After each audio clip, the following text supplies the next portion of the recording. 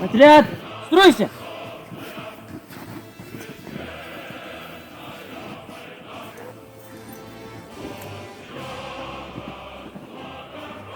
Равняйсь! Мирно! Направо! Шагом марш!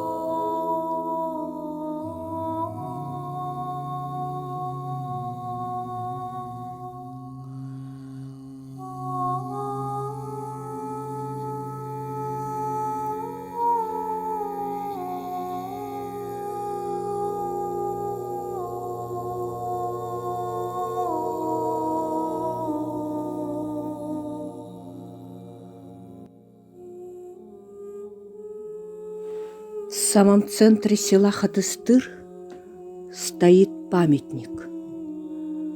На 9 черных мраморных плитах выгравированы имена. Имена тех, кто навсегда остался лежать между Карпатами и Балтийским морем. Они отдали свои жизни ради тех поколений, кто не знает, что такое война, ради нас с вами. 116 имен. Кто они? Я, Архипов Георгий, снайпер 32-го стрелкового полка 19-й стрелковой дивизии, уроженец Алданского района, погиб 19 декабря 1942 года.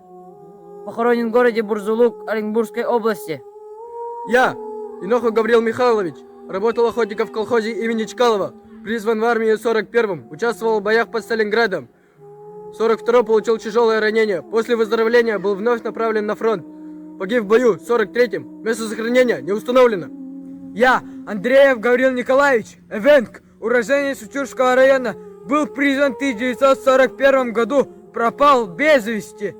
Я, красноармеец Гермогенов Николай Петрович, уроженец Учурского района, погиб 9 августа 1944 года, похоронен в сад господского двора Казимирской волости, Польша. Я, Эвен, из Алданского района, капитан Соловьев, за 4 дня до победного салюта погиб, увлекая в атаку своих бойцов, посмертно награжден орденом Красной Звезды.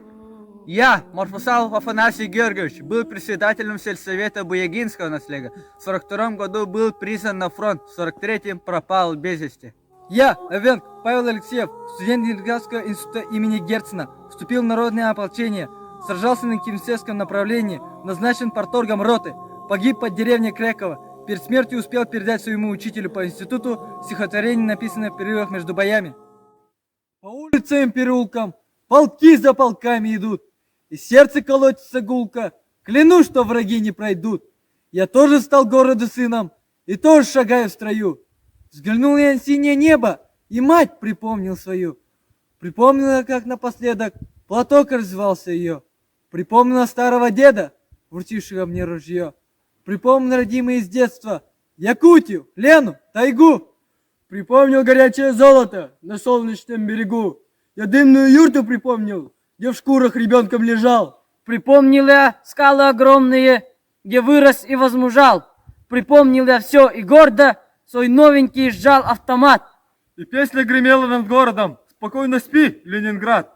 Учился в твоем институте, с подругой гулял над Невой, и как за родную Якутию иду я сегодня в бой. Иду за тебя, по сыновье, и если погибну в бою, то пошлешь ты на Лену в становье солдатскую клятву мою. Клянусь, что равны мне дороги Якутия и Ленинград. Клянусь, что узнают вороги, как стреляет мой автомат.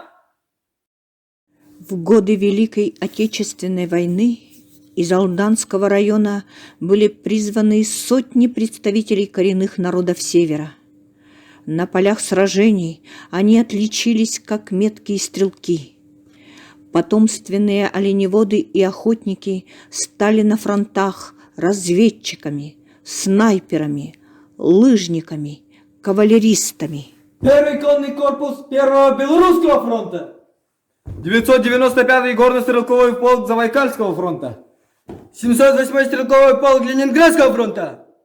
Железнодорожные войска Украинского фронта. Дальневосточный фронт. Именно с этих фронтов летели в далекую Якутию весточки. Kim geldi? Daraba Maria, kaya kayılaron. Daraba katadis. Kir. Kaya katak kapsa. Dedebinebek tuğ kolum var. Hassın maska taksa bitiyor. İnternet bitiyor, mas bitiyor. Ay tatakka bu po yürü kötü. En tuğhanım. Min bu ha istenel arabon. Ütülükleri abaraktı. Ok. Maria, bu frontta suru kaldı. Oy surum geldi de. Olar bu dölbüdür gabit mitere. Suruk kata. Üçügay halın. Ağı bıta bu çaydı.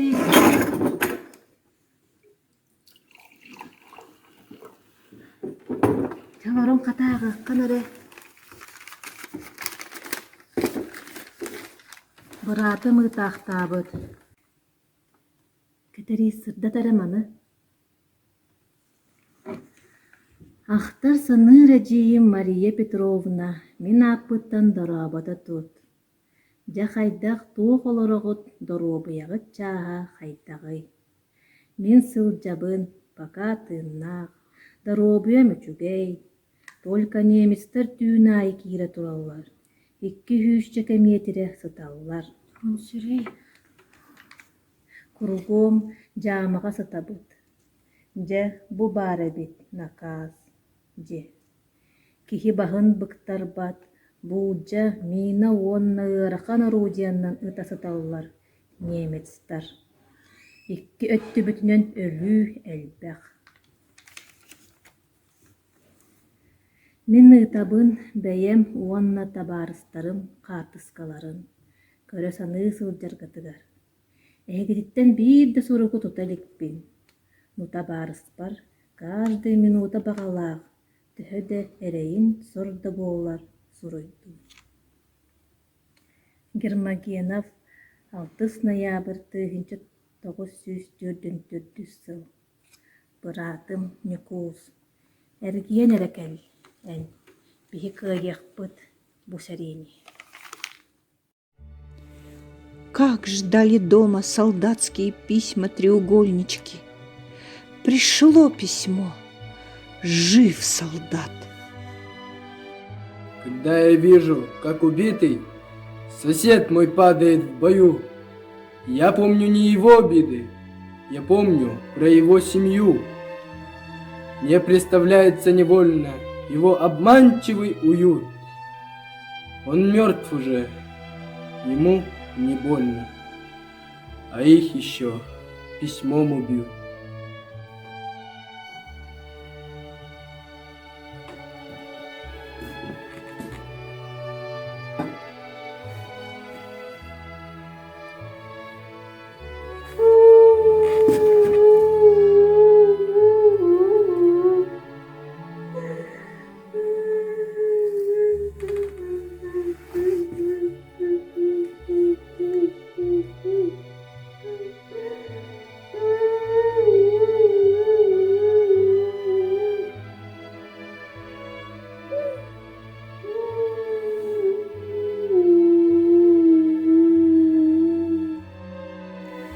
Извещение под номером 300.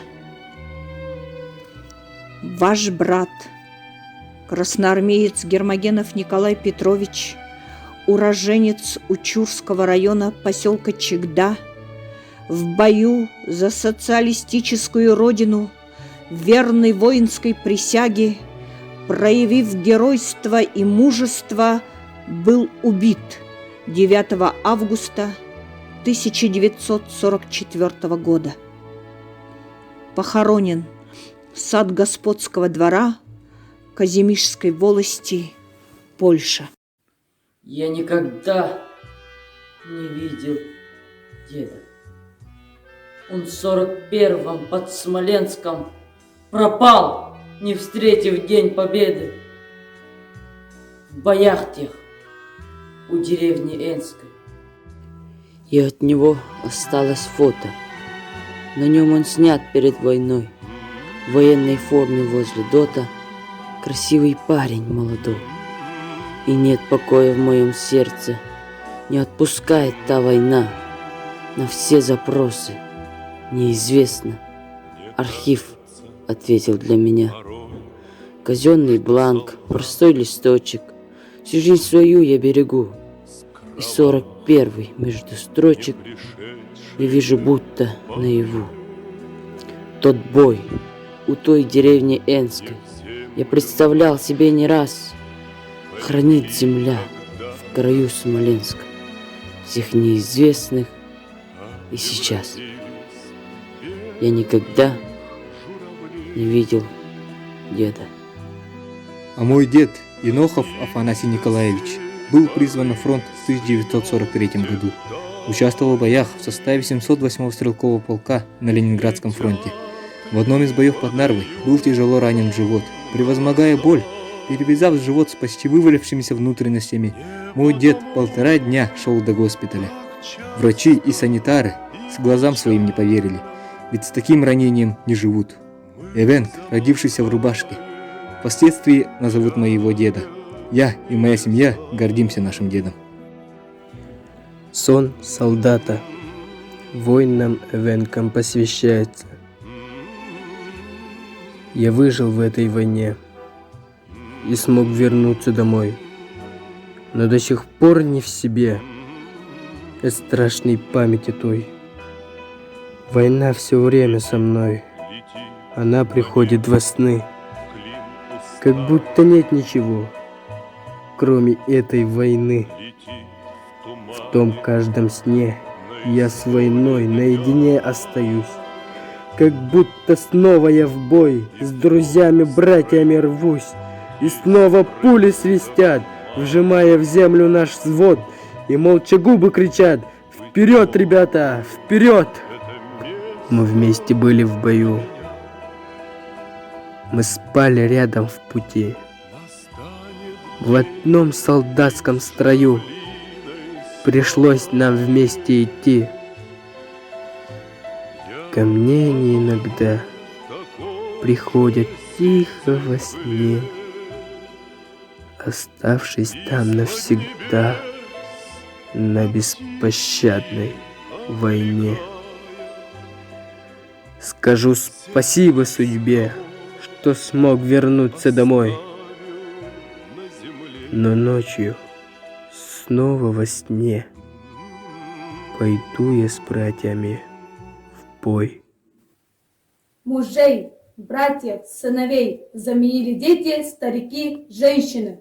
Все для фронта, все для победы. Такой был лозунг каждого, кто ковал победу в тылу. На смену ушедшим на фронт кадровым охотникам пришли женщины, молодежь и ветераны промыслового дела.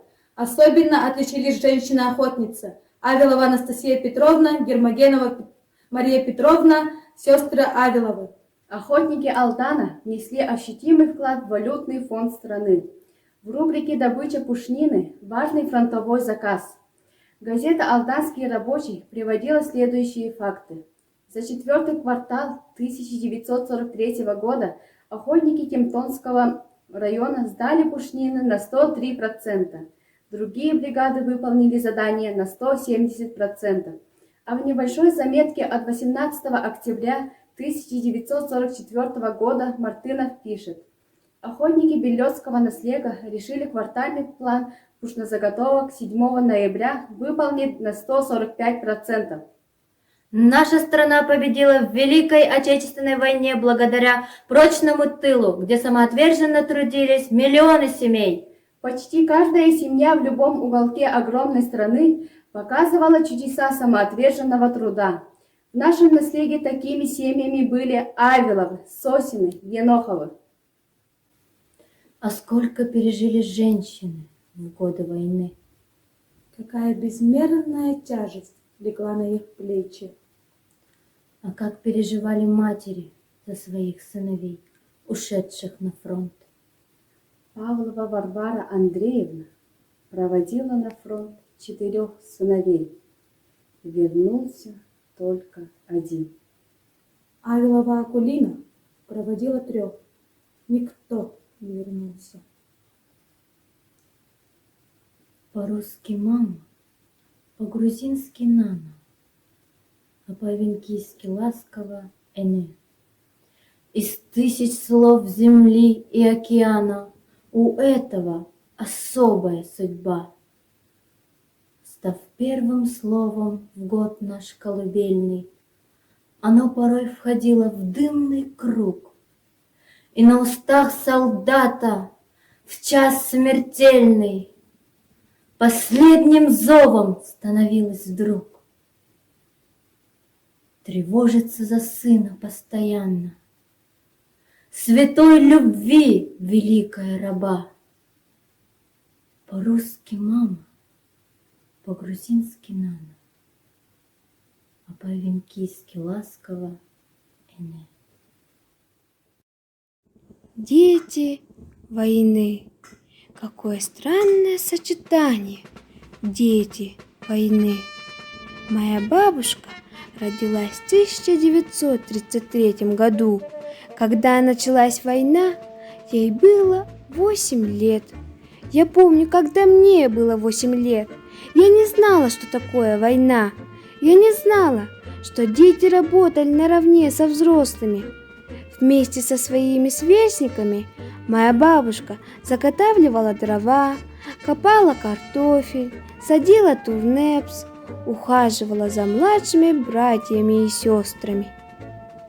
Весенний дождь закинул в угол книжки, без лишних слов, как требует война. До срока повзрослевшие мальчишки, мы на таку трудились допоздна.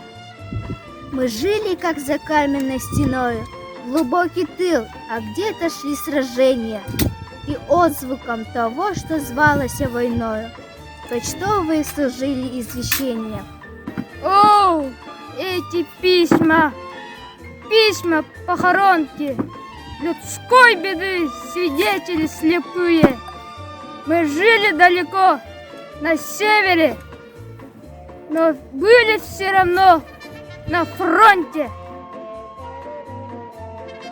Малолетние дети войны шли от парты к станкам, на заводы, на колхозных делянках страны вместо взрослых трудились в те годы.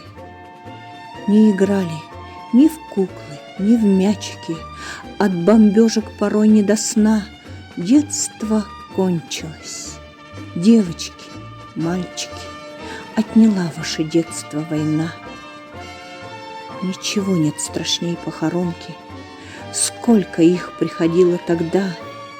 Сиротели мальчишки, девчонки, потерявшие отцов навсегда. Вы работали детским трудом, приближая наш праздник Победы, чтобы счастье вошло снова в дом, чтоб все радостью были согреты. Будьте счастливы, бабушки, деды, дети страшной суровой войны. Пусть сияет салют в день Победы, пусть вам снятся спокойные Проходят сны. годы, но в нашей памяти никогда не изгадятся беспримерные подвиги наших земляков в годы войны. 20 августа 2009 года в колхозе имени Кирова в 110 километрах от Верхней Амги установлен обелиск, на котором золотыми буквами высечены имена всех участников Великой Отечественной войны из Буягинского наслега. А 20 сентября 2014 года в ознаменование 70-й годовщины Победы был организован десант памяти. В селе Угино был установлен памятник 114 эвенкам, ушедшим на фронт из Учурского района. Их имен благородных мы здесь перечислить не сможем. Так их много под вечной охраной гранита. Но знай, внимающим этим камням, никто не забыт и ничто не забыто.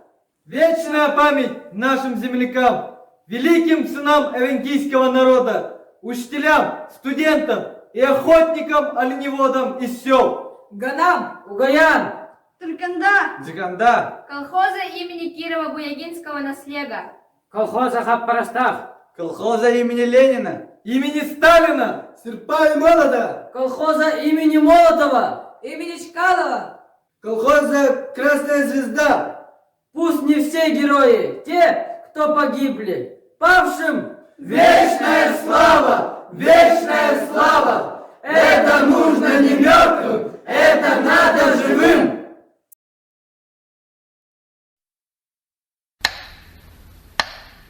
Вглядитесь в имена на обелиске. Как много среди них односельчан. Помянем их, таких родных и близких. Карамзины, Авеловы, Ивановы, Марфусалов, Пудовы, Еноховы, Соловьевы, Гермогеновы, Стрючковы. Они ушли из жизни молодыми, свободную страну оставив нам. Остались в памяти красивыми такими. Их внуки стали старше по годам.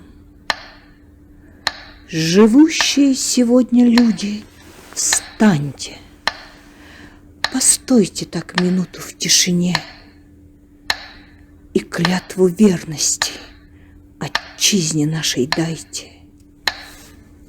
Не забывайте, люди, о войне.